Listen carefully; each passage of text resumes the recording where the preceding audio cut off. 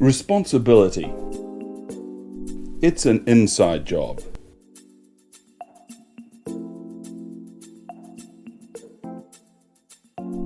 In this video, we discuss what it means to be responsible and the impact being responsible can make on your life and in the lives of those around you. What does it mean to be responsible? It's a word that's thrown around a lot, but what does it actually mean? Why bother with it anyway? When I discovered the power of this concept, I also found peace of mind. It's a lesson that made and continues to make a profound difference to me. I hope it makes a difference to you too. I love words. The root of the words tells so much about what they mean. Responsibility comes from the Latin root sponda, which means to pledge and to answer. Re means again. Responsibility is the ability or willingness to be answerable to or for someone or something again and again. It is something you assume or take on willingly.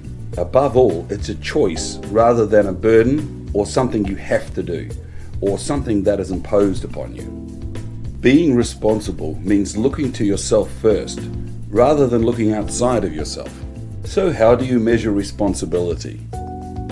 This line makes all the difference in the world when it comes to being responsible, for knowing when you are and knowing when you are not.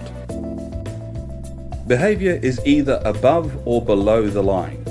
Above the line and below the line as a concept came into existence way back in 1954 with the Procter & Gamble ad campaign. Let's apply this concept to responsibility. Above the line, things happen because of you. You have ownership over your life. You look firstly to yourself and look for what part you played in the situation. You are willing to be accountable and to hold others to account. You are responsible.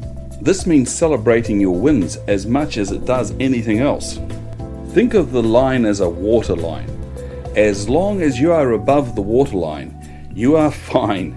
Your oar is what you use to steer your boat in the direction you wish to go.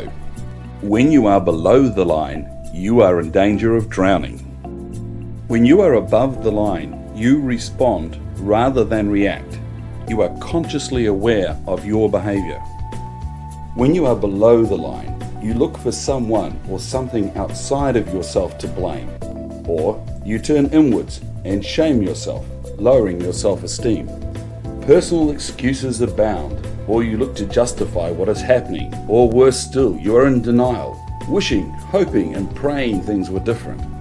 Above the line behaviors are those of a victor, while below the line behaviors are those of a victim.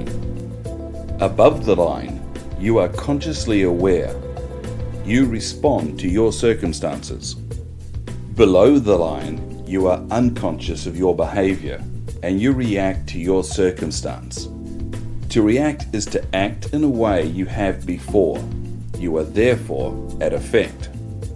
To be at effect is to have little or no conscious control of how you are acting. You are functioning on automatic, not on manual.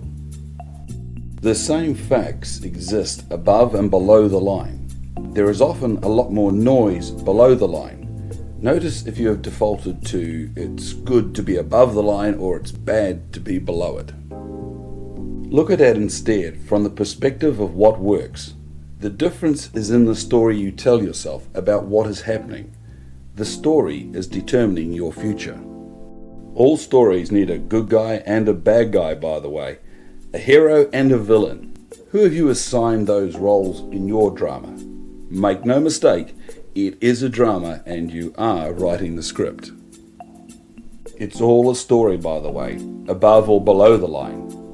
One story empowers you and the other story disempowers you. When you are below the line, you are dealing with the impact of your unconscious behavior. How do you take responsibility when you are dealing with the impact of being below the line? Here are some questions to ask yourself. Am I blaming someone outside of me? Am I shaming myself? What are my excuses and justifications? Am I in denial? The circumstances are whatever they are, and you often have no control over them. It's who you are in relationship to those circumstances that makes all the difference. You get to say how you respond. It is a choice, and you cannot change anything that you keep alive. The choice happens in a heartbeat. It is momentary and fleeting unless you grab onto it. Only those with a high degree of responsibility will understand what that means. The first key in changing behavior is awareness. The next step is willingness. You are either at cause or at effect. When you truly understand cause and effect, you can see beyond your circumstances. We live in a world of stimulus and response.